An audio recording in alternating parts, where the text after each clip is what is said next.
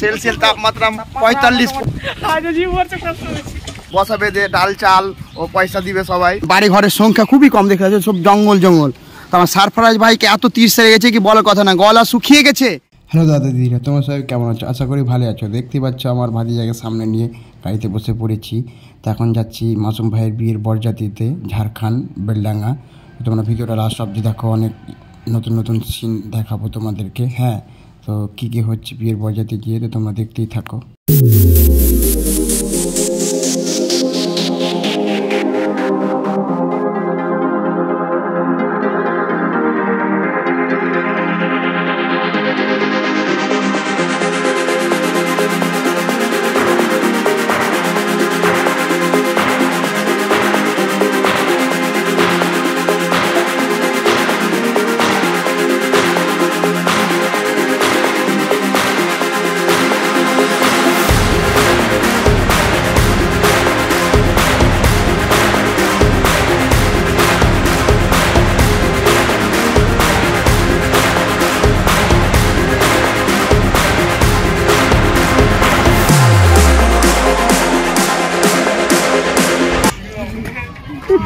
তোমরা ছেড়ে চলে এলে আমাকে।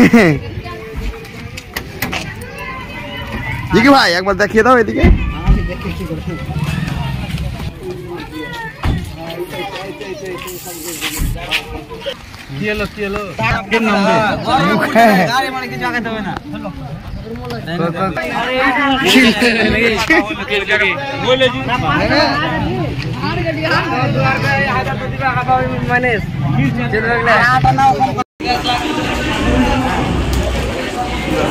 ফার্স্ট গুড় আর পানি কিনেছে।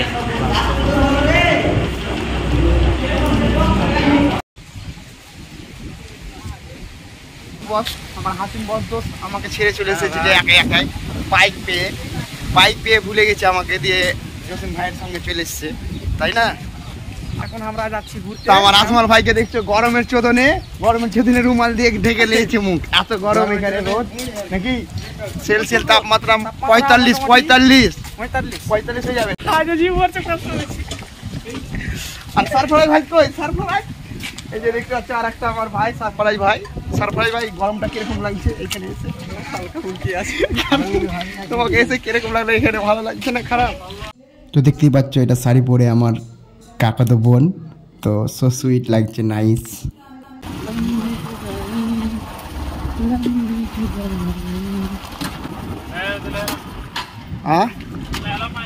লেহে তো লিবোজি দোস্ত, লেহলে হবে।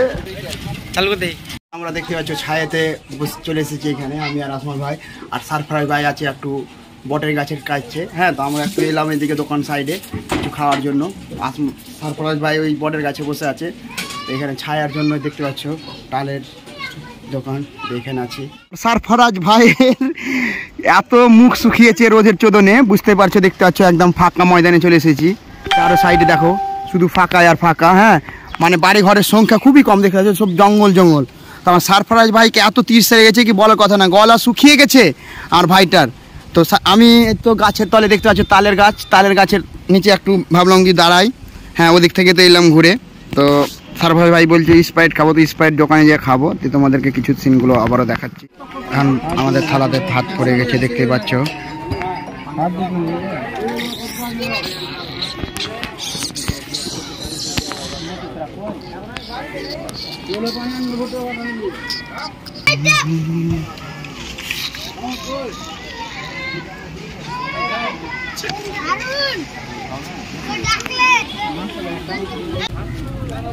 আমার আসমল ভাই দেখতো খেতে শুরু করে দিয়েছে, আর আমার জিকি ভাই।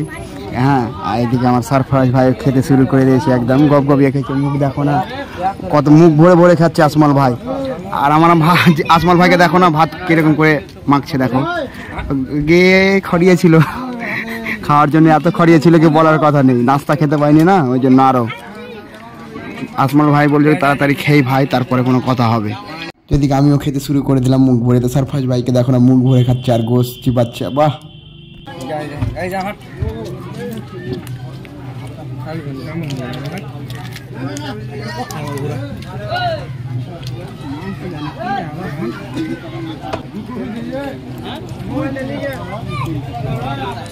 তো দেখতে পাচ্ছ আমরা এখন মসজিদ থেকে বার হয়ে গেছি, কারণ আমার ভাইটাকে এখন বসাবে।